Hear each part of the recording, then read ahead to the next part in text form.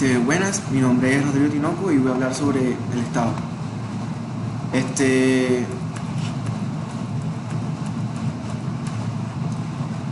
el Estado es la forma y organización de la sociedad, de su gobierno y el establecimiento de normas de convivencia humana. Es la unidad jurídica de los individuos que constituyen un pueblo que vive al abrigo de un territorio y abrigo del imperio de una ley, con el fin de alcanzar el bien común. El Estado tiene su origen en las antiguas civilizaciones, donde la tenencia de tierras era un sinónimo de estatus social, es decir, que entre más tierras se poseía un clan o una familia o una persona, obtenía un más estatus social y un más poder económico. El Estado posee una serie de elementos sin los cuales un Estado no sería un Estado como tal. Esos elementos son el territorio, la soberanía y la población. El territorio es el espacio físico en el que se desarrolla el Estado.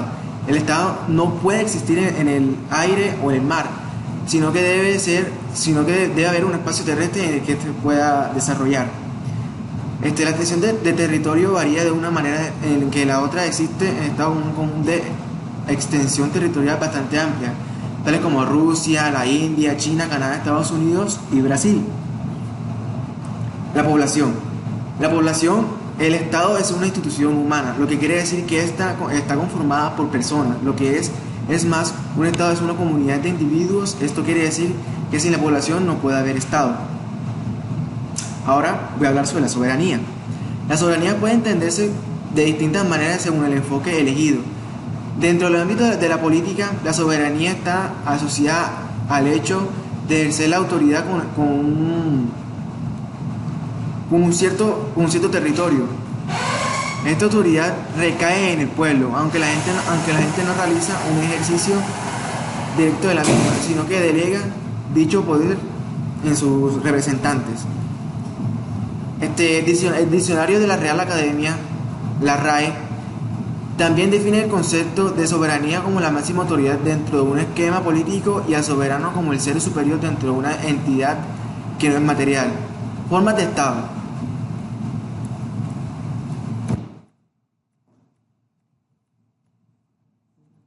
Estas se dividen en Estado autónomo, Estado federal, Estado unitario y confederación de estados.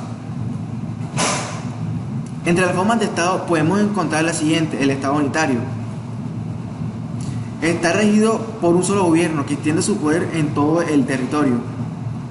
Está regido por un solo gobierno, o sea, que gobierna todo el territorio.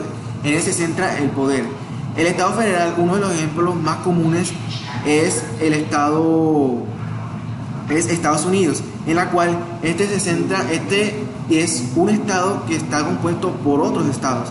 Entonces, los demás estados en cierta manera son autónomos del estado en general, pero aún así estos se determinan de una sola manera, de algo muy general. El Estado unitario se basa principalmente en el que el poder se basa en una sola persona. Se basaba principalmente en la monarquía. El poder se basaba en el rey. La confederación de estados son un grupo de estados que pueden estar ahí y que en cualquier momento también pueden salir.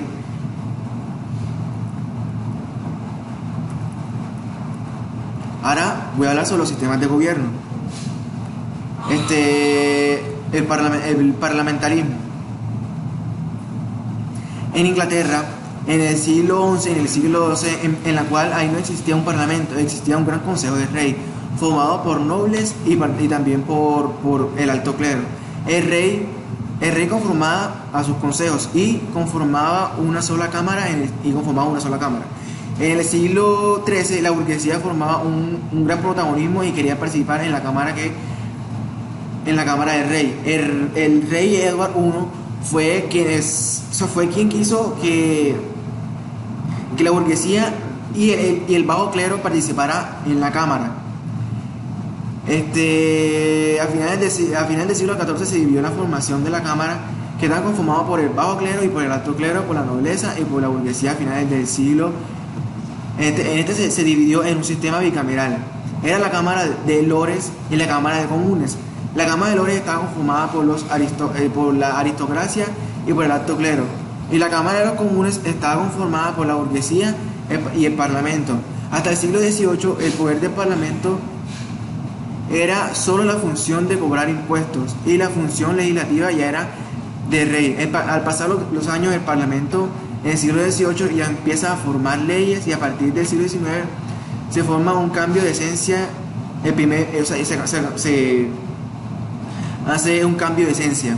El primer ministro se vuelve el verdadero jefe ejecutivo.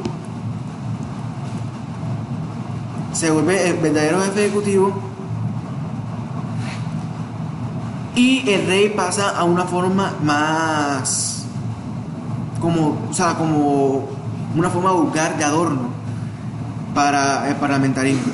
Ahora, ¿qué es el parlamentarismo? Cuando hablamos de parlamentarismo hablamos de participación del Estado y la dirección de este. La estructura del Parlamento se divide en el poder ejecutivo y el poder legislativo, en el cual en el poder ejecutivo nos encontramos con el jefe de gobierno y el jefe de Estado. El poder legislativo, que es el Parlamento, se conforma por la Cámara Alta y por la Cámara Baja. La Cámara Alta está compuesta por el Senado la Cámara Alta está compuesta por el Senado, y la Cámara Baja está compuesta por los diputados. Ahora voy a hablar sobre el presidencialismo. Este sistema de gobierno se caracteriza por la elección de un presidente que es electo mediante el voto. El presidente es elegido por el pueblo y no por el poder legislativo. De un sistema unitario en la cual se concentra la integridad de la competencia ejecutiva en el poder legislativo. Ahí entra el sistema de gobierno unitario, que uno de los ejemplos más comunes es también el del presidencialismo, el del presidente. El poder legislativo es independiente del poder ejecutivo. El presidente puede vetar los proyectos de ley que salen del gobierno. El poder ejecutivo nombra y tutela la integración del gobierno. La asistencia del poder ejecutivo y legislativo es independiente de la voluntad. La política, tanto de uno como del otro, el presidente tiene también el fundamento de su facultad del veto.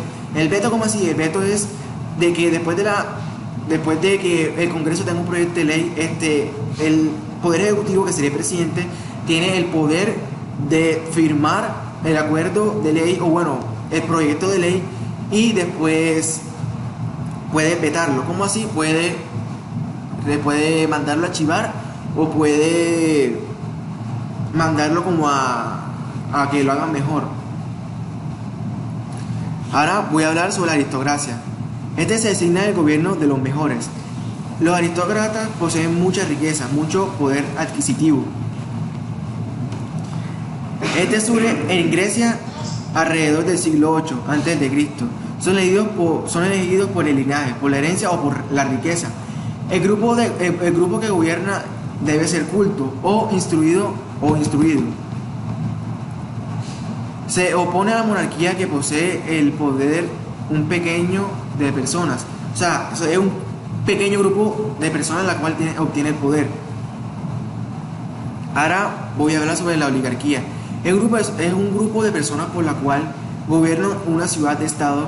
Siempre mira su interés propio. Es un grupo reducido que solamente mira su interés propio. Es una forma muy diferente a lo que pronto Platón decía con respecto a varias teorías que él decía. Ahora voy a hablar sobre la monarquía. Es una de las formas de gobierno más antiguas que existe, que cuando hablamos de monarquía hablamos de un rey en la cual en él se centra todo el poder.